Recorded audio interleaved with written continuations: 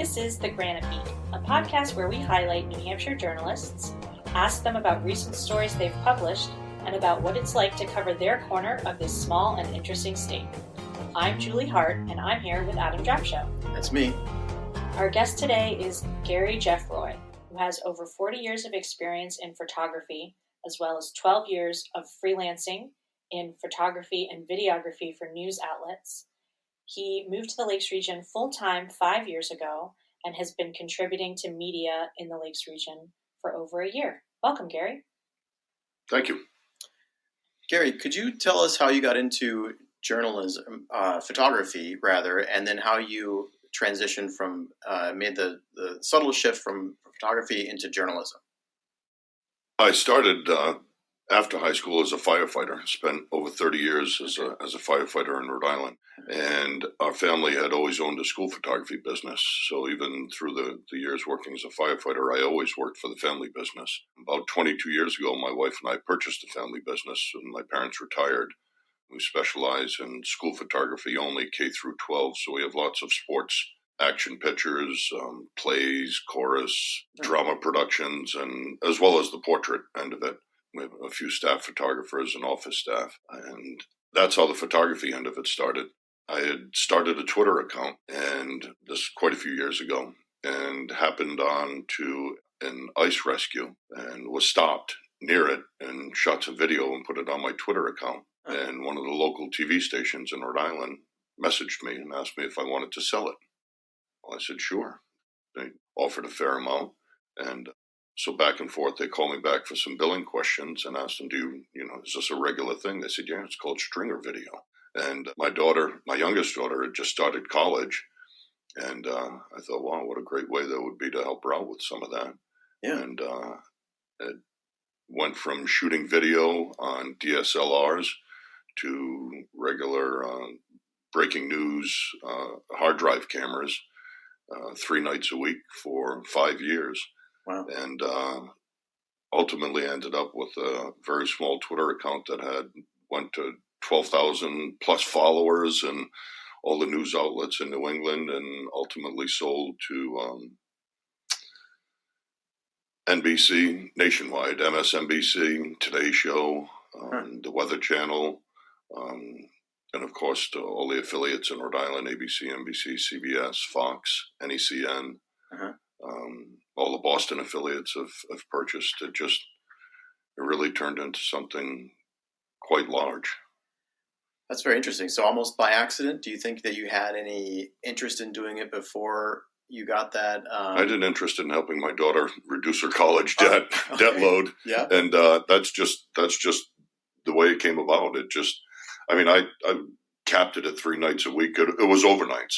Yeah. And it wasn't ideal. It was the areas of the metropolitan Providence area where the regular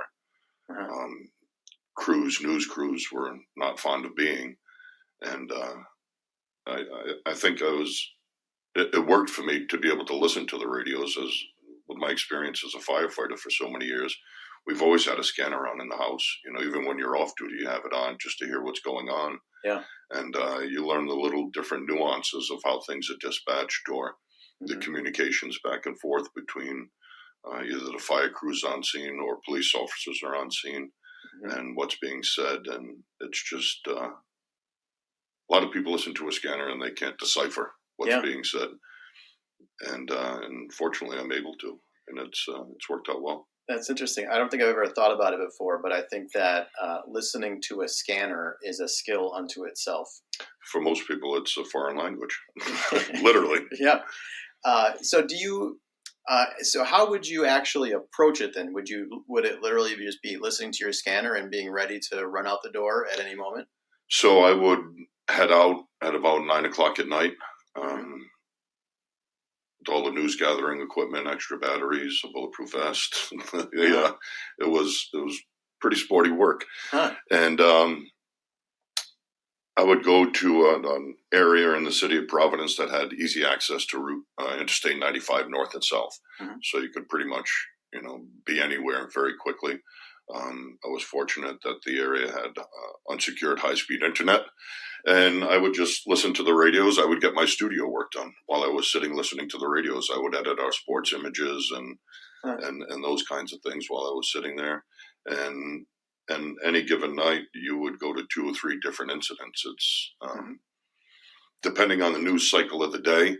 They may take something as simple as a basic rollover without any serious injuries, or if the news cycle of the day was large nationally, you would need something a little bigger to be able to sell. But just about every single night, I sold 1 or 2 different incidents that took place, and you would just travel to it and shoot the video, go back. And I was fortunate in the sense that I didn't have to edit, but I always provided the backstory to the incident, what was heard over the radio that will allow their staff to look into whatever type of incident was a little further. And they just absolutely loved that because they really hadn't had that type of information provided before. What was heard firsthand, what transpired, what was seen, and I would submit it through Dropbox with no editing, and they'd say, "Yeah, we're taking it." And it was just literally as easy as that.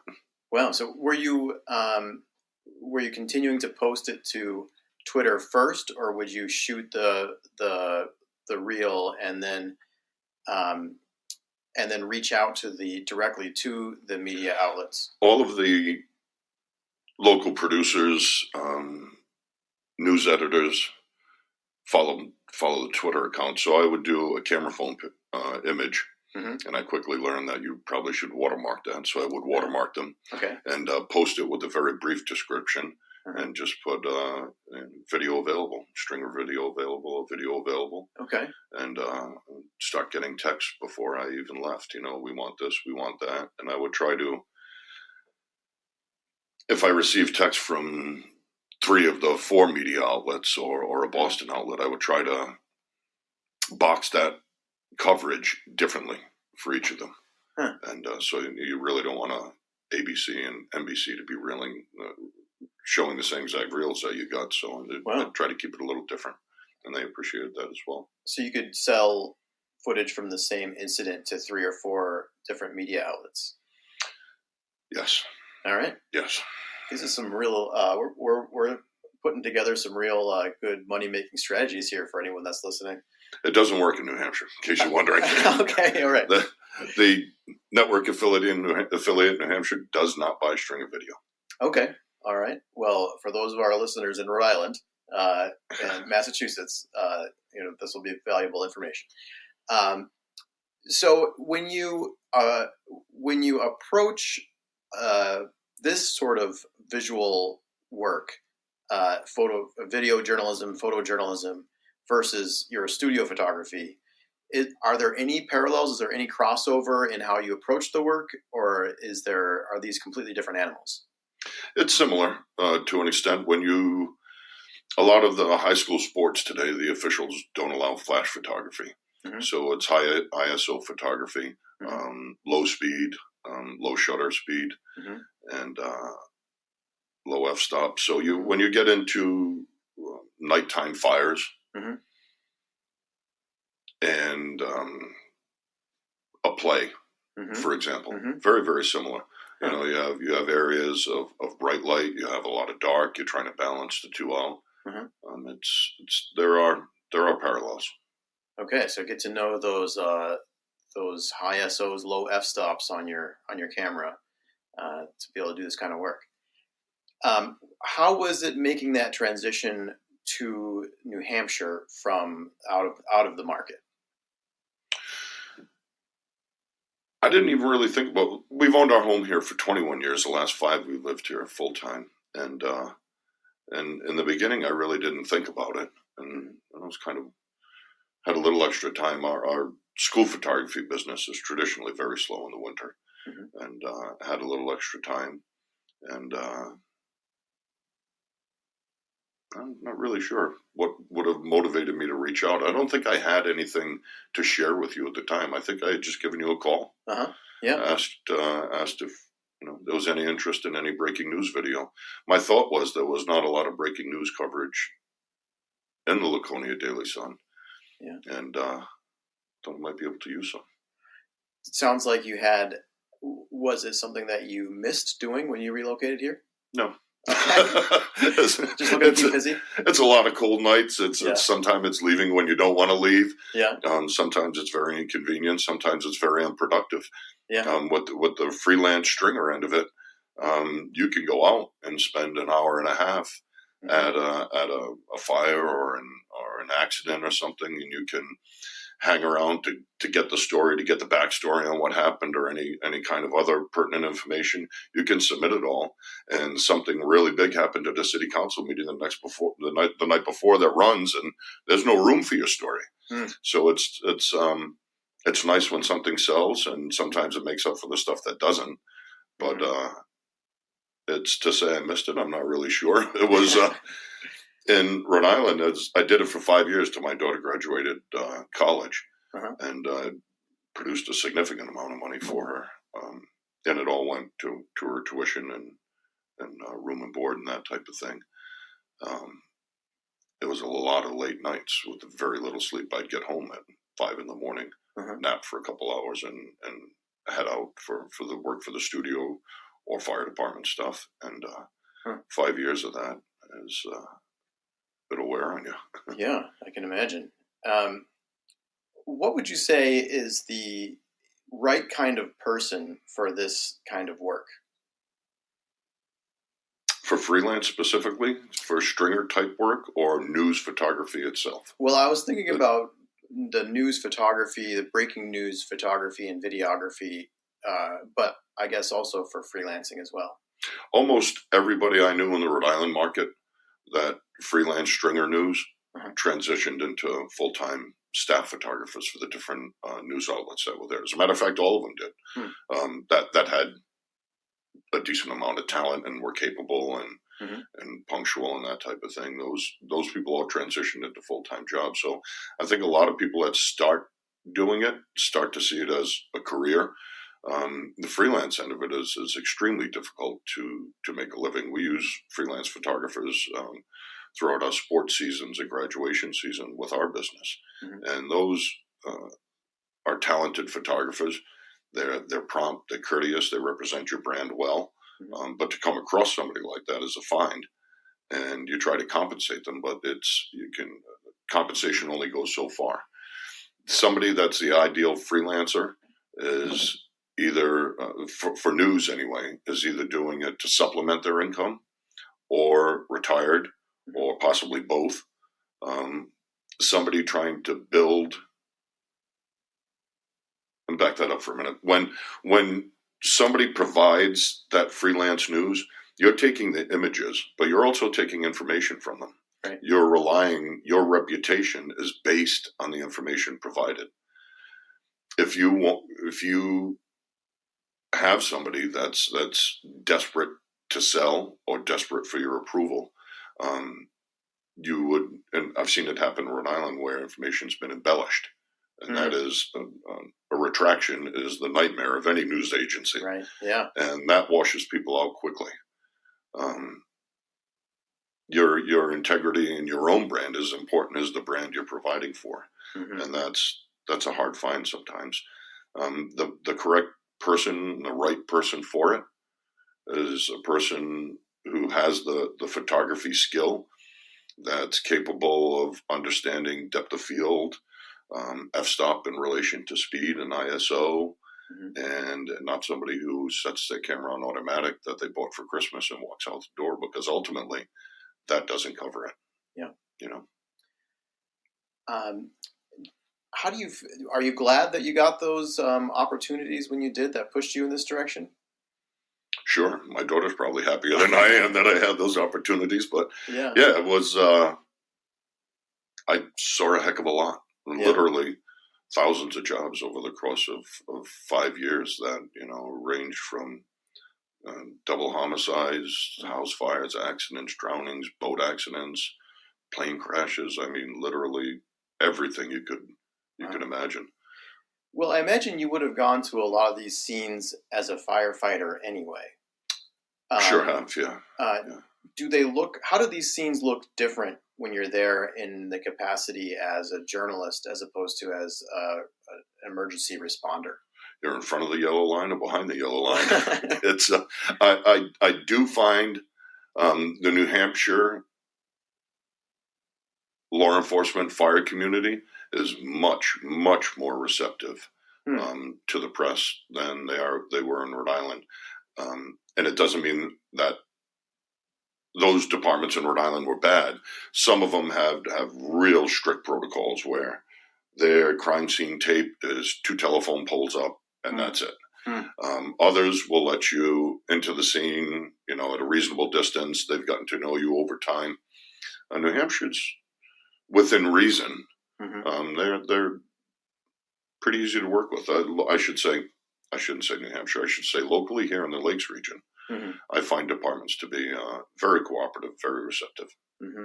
Do you find that you're able to develop relationships with particular personnel so that they recognize you when you show up to a scene? They see you, and they get to know you after a while. I just recently had a Laconia firefighter reach out to look for a couple of the images from a recent commercial fire that we had here. So yeah, you do get to know them, and I've met other police officers and firefighters locally that first responders tend to gravitate to each other and can pick each other out in a crowd. So even in social environments, and other friends that I've met here are also involved in serving the community locally. So far we've had integrity, technical skill, and also personability to be able to establish those relationships, because I'm sure that helps with doing the work as well. I think if you go into these news gathering situations with a sense of entitlement or sprouting off about your freedom of the press and you reap what you sow, and you go a lot farther with sugar than salt. It's it takes a long time to cultivate relationships. It's how you represent those who you're photographing. Is it different to see your work? I guess my question is, what is it like to see your work broadcast or published when the work is depicting a scene that maybe most people may be unhappy to see? If you know what I mean, like something like usually the kind of work that you're called out for is at some level tragedy. Nobody's happy to see us, period. Yeah. It's for me, I hope I provided as many sides to the incident that were possible. Sometimes it's not possible to provide all the sides of what's unfolding in front of you. Sometimes it's simply the carnage. Sometimes it's the human aspect to it. Ultimately, it's not the freelancer who picks the content that plays. Right. It's the editors. And you hope that your editors have a human side also. And when you get a little bit of that, the scenario and the job becomes a little bit easier. If I could make sure I'm understanding what you're saying, is sort of, there might be a photo that's cropped in close to, let's say a car crash, for example, but there might be another shot that's zoomed out a little bit so that you can see the emergency responders helping the person in the car crash. Is that the difference you're talking about? It is. That you can see somebody trapped. Of course, you wouldn't want to show the person trapped, but you can show the scene depicting someone trapped in the vehicle, in the carnage and in the bent metal. But if you pull back on it a little bit, you show the 3 firefighters leaning against each other with the hearse tools, trying to free the victim from the car. That's the story. Yeah. There was the accident, there was the effort to save lives. There was a particular outlet in Rhode Island with the mindset of it bleeds, it leads. Yeah. And there are, that's certainly their prerogative. Their money is also green too, and you're out there at 3, 4, 5 in the morning to sell. But it doesn't give you a decent feeling about what you're doing. I'd like to ask you specifically about a recent situation that you helped cover for the Laconia Daily Sun involving a police shooting in Guilford. This was something that has driven the news cycle for many days here and has caused a lot of grief, just the situation in general. But I was curious what it was like for you as a person to provide the coverage of it, to help tell that story that we needed to tell, whether we wanted to or not. I think that particular story is different for me. I know the victim's family. I had one opportunity to meet one of the 2 officers that were involved in it. Interactions with the family have always been pleasant. Good, helpful people, kind. And I met the officer, and he was kind and he was helpful in the interaction I had with him. I saw the dad's face that night, and I saw that officer's face when he was walking out, and there was pain on both of them, and different level of pain, of course. One had lost a son. A profound effect all the way around. Everybody involved, community included. Tough, super tough. It was, I think, tough for us too. It was involved a family that was known to many people, and I think in a lot of ways that incident is an example of kind of what it's like to do this kind of work in this market, as opposed to a larger market where it's just a small town type of feel. Even though we work in a city, it's still a small town type of feel. And the longer you work here, the rarer it is to encounter people that you actually have never met before. Oftentimes, we do know the people, or at least the families involved in the names of the people that are come across our newspaper. Have you found that it's different? Have you encountered that different feel since you started working in the Lakes region as opposed to what it might have been in Rhode Island?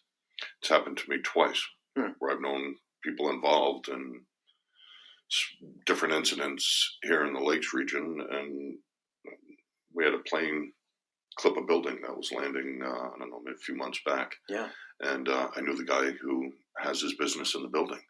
It's definitely a small town aspect versus super large media market, where in 5 years, I don't think I ever saw anybody I knew outside of police officers and firefighters, it seems. It was mainly inner city work. Not all, but probably 70% of it. This is safer, first and foremost. Second of all, these are still situations. If you're there with a camera in your hands, somebody's having the worst day of their life, or close to it. And but you tend to see people either standing on the sidelines or that are involved in it. I do anticipate that. It's not a comfortable feeling. You don't want that, that's for sure. But it's happened to me twice, where the people I know have been directly involved in what I'm photographing. It's different, that's for sure. Yeah, and if you don't know them now, there's a chance that you may come to know them later, which is even an even less comfortable situation. Yeah, it's if you're out and about, there's certainly a chance of running into somebody. So many restaurants around here. Yeah. Do you feel that changes the way that you actually go about your work, or is it the same thing? It just might feel a little different. It doesn't change it. It's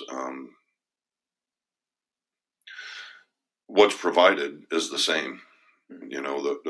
There's what is provided and uploaded online to the newsroom you may think, you think one particular shot is, oh, this is the one, this is great. And then you see the paper the following day and like, oh, I guess they didn't think like that. Yeah. So you don't change what you do. You provide a cross section, a little bit of everything, different views, different takes, different angles, tight composition, loose composition, maybe even throw in some shots that are done with a flash versus ambient lighting, and you let the editors pick. So it doesn't change what you do because you might know somebody. It'll change how you feel inside, but not what you're producing. What do you like to shoot when you're not working? Well, not shoot, but I'd like some ice in the Lakes region. I bought a new Bob house this year. Okay. I enjoy fishing. Okay. I have a motorcycle. The wife and I enjoy spending our time on a beautiful boat. Yeah. That we're going to trailer this year instead of leave it at marina. And enjoy the lake and try to relax a little bit, enjoy life. Our daughters are grown, and this is phase 2. Yeah. So you leave the camera at home when you're not working? Yes, definitely. Actually, not really. There's always a camera in my truck. In my wife's car, there's another camera. That's part of the freelance, stringer content provider type scenario. There's a scanner in my wife's car. There's a scanner in my kitchen. There's a scanner on my nightstand. Fortunately, my wife has has lived with this for the 30 plus years we've been married. That to her, it's just background chatter. She can perfectly go to sleep with the scanner on half volume in the bedroom. It doesn't bother her at all. Few women are probably capable of that. She's one of them. Yeah. And there's pretty much a radio everywhere. If you don't have that kind of commitment to listening and hearing different things, and sometimes you just catch a fragment of it. You were talking and you missed it. So now you back up. Now you're like, oh, geez, I got to listen. Sometimes it takes. There was an incident in Tuftonboro involving the sheriff's department and a shot fired. And I had spoken with the editor, and I had the basics of what happened. There was a deputy that was shot at. They're looking for this person. It appears that they found him. It's barricaded. And I had everything but where it was. And it took me almost a half an hour. They were not putting out the address. It's an officer safety thing. Yeah. It's understandable. They were bringing in tactical teams and that kind of thing. And it took a half an hour to figure out where they were. Most of it was figured out driving towards Tuftonboro with troopers following me. And you'd see them turn in the distance, and I'm like, all right, that's a good start. I'll turn there. And right towards the very end, they staged an ambulance. The commander of the incident staged an ambulance. And I was able to hear where they staged the ambulance at, which is in proximity to it. But it's not always so easy to figure out what's going on. That's, I think, where the years of fire department and that kind of stuff comes in. Yeah, and when you're, and I've done the same thing, kind of followed emergency vehicles. There's a gray area, which is how well you follow them versus how much space you allow. And I'm not talking about specifically the feet behind the vehicle. I'm talking about when a scene is being set up. They may not have the time. Their first priority is not to set up the cordon for the press. Their first priority is to arrive on the scene and assess the scene. So how do you go about figuring out how close you should be versus how much space you should allow for the emergency responders to do their work? I look at every scene as a firefighter, where they're going to want to bring the ladder into the front of the building to stick the roof, and that they're going to have their first due engine is stretching their attack lines. They're going to bring in a tanker, most likely. Locally, have hydrants everywhere. I look at it from a firefighting standpoint. You'll have a relay engine somewhere. There's going to be a long layout to a tanker task force in the road, and those are the kind of things that I see. And probably I would think that most people pull up and they're like, "Oh, the house is on fire!" But I look at it as a more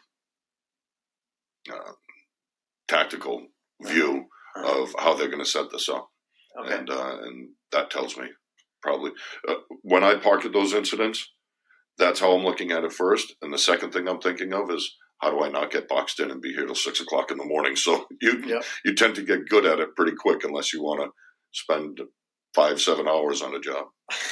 Yeah, for the one picture that the editor will buy the next day. True. Yeah. Gary, that's answered my questions for you. Julie, did you have any questions for Gary? I think we've covered everything. Yeah. Is there anything more that you'd like to say? No, thank you for your time. All right. Well, thank you very much.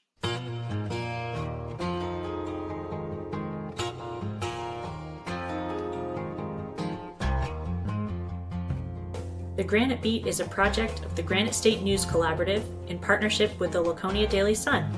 We record at the Lakeport Opera House, and our theme music is composed by Bob McCarthy. Thanks also to the Marlin Fitzwater Center at Franklin Pierce University for editing and other support.